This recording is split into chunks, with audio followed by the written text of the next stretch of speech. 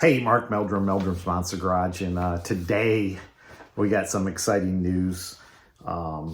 Finally got the 1972 Chevelle moving, so that was we'll show you that in the video coming up here. But hey, I wanted to do a shout out to Fence Warehouse. I got a new sweatshirt today. That's pretty cool from Bobby Rolen and Rolen Brothers Fence. I think I'm not quite sure how the two are interrelated. Fence Warehouse may be where the supplies come from, and then Rolen Brothers Fence are the actual ones that do the fence installation. But hey, if you need a fence, give these guys a call. They've been in business since 1972, which is the year Corvette we're working on right now. 1972 Corvette that's going to be in this video.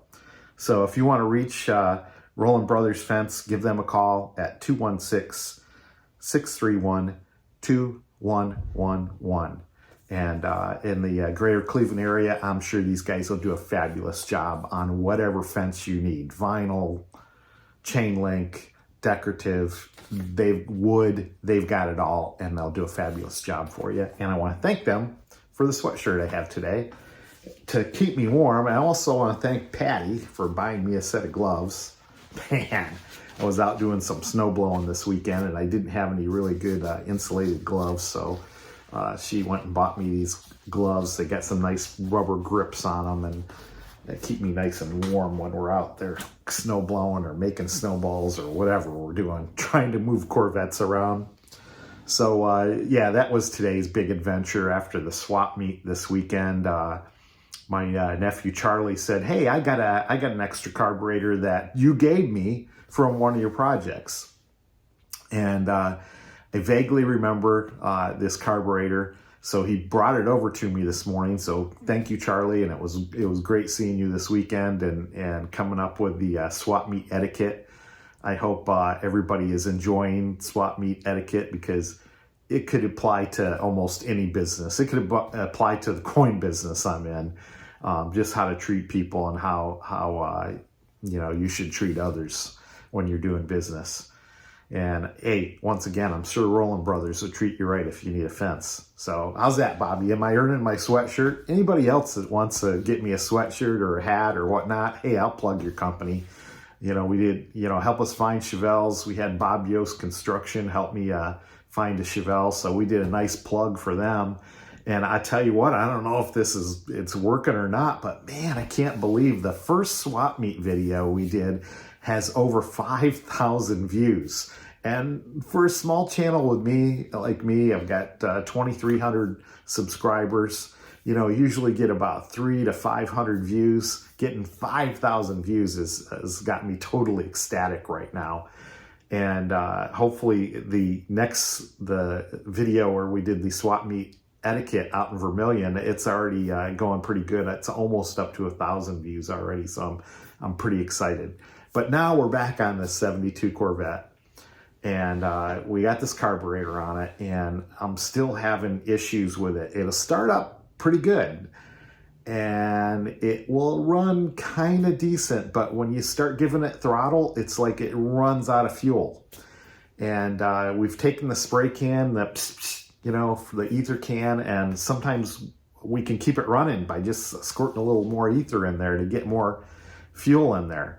So I don't know what's going on, but we decided to take the carburetor off the car, because it was the original carburetor for this 454, and we have sent that out to get it rebuilt. So more on that when it comes back, but I believe it was the same gentleman in the Youngstown area that rebuilt the carburetor for the LS6 car, and that's been a great carburetor. So we'll see how he does with this.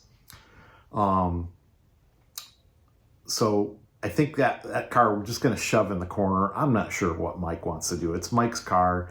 He bought it on governmentauctions.com. I don't know. Went down to Tennessee and pulled it back to Ohio. And I think we're very, very fortunate to get this thing actually running and moving today. So it was a monumental. And even though it only moved from the garage I work in to the new barn across the street, it was still monumental. I mean, it stalled several times, but driving the Corvette in 30-degree weather with no windshield, it was kind of exciting. So thank goodness we got her across the street. We didn't have traffic to deal with today, and we got her in the garage for some winter storage. So we'll see where that project goes. I'm not sure. That car might be gone before we even get the carburetor back. Who knows? But it'd make a good project for somebody. And then I want to ask all of you, I showed you the 1966 split window Corvette that we went and looked at. And I didn't say much about it, but it's a 327, 250 horse, power windows, but not many other options on it. Beautiful restoration on the car. It's not super show quality, but it's definitely take to local shows and win some trophies. The undercarriage of the car was really nicely done. I understand the car came out of Cincinnati somewhere, and now it's in our area, and we're considering buying it. So how much should we pay for a car like that? Answer that question. How much should we pay for that 1966 Corvette? Put that in the comments. Give me your guess. You know, I went ahead and looked it up in Haggerty's evaluation. I was pretty impressed with some of the prices there. But and I've been watching Meekum prices, and I've been watching these Haggerty prices. They all seem kind of down. You know, I was looking at the Haggerty prices today, and they were anywhere from 5 to 9% down over the past year. So it's interesting what's happening with these muscle cars. And are the prices really coming down? Well, we'll see as Barrett Jackson and Meekum gear up here in the new year. We'll see what happens. All right, we got this thing halfway running, and we're going to attempt to take it across the street. And I don't know if we'll make it or not. You see, I've already got the tow rope hooked up to it so they can tow me just in case. But we do got it started, and it will move forward. I'll show you that in a second. And it's a snowy day, and all we got to do is get it across the street. Right, Larry? Right. Right. Left. Right. Well, here we go. We don't know where. Oh, it's moving.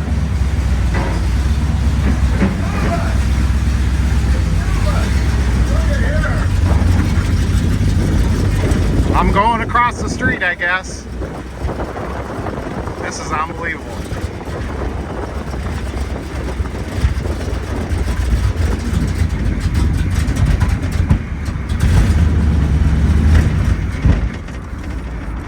There we go. We made it this far, and now we're dead.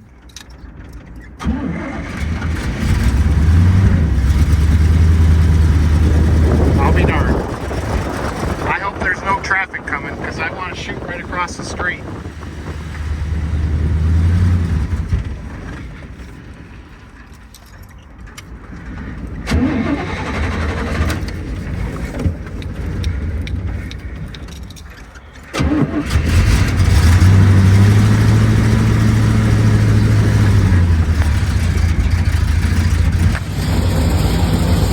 There goes Mark. We don't know where. Oh, it's moving! It's moving! It's moving! Look at here! Got the backup light on. Love it! Love it! Love it! Okay.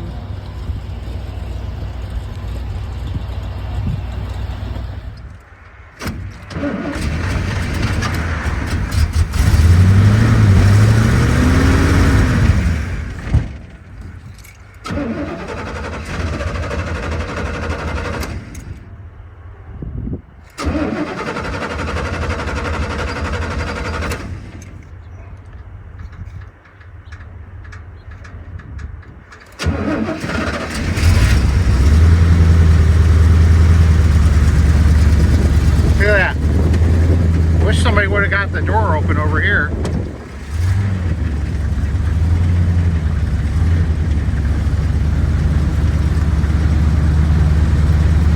Yeah, here we go. We got it here. Here we go again. installed. Yeah. Beautiful car. Oh, watch it spin.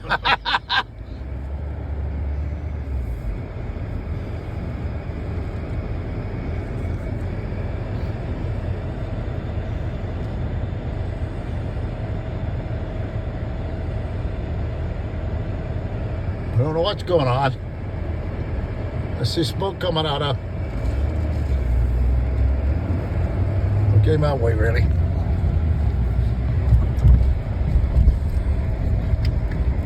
Beautiful. Beautiful. Look at that Corvette. Barnfind.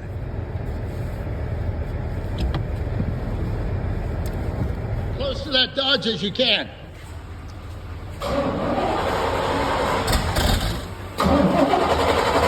How was the ride, Mark? It was cold. I got bugs in my eyes too. But we made her. Pretty good. Look at here.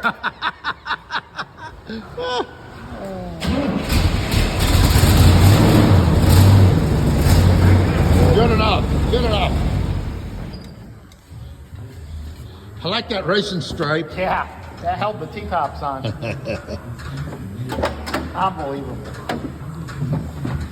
I wonder what. We made it over here to the new secret garage. I don't want to show you what else is in this garage. Not allowed to.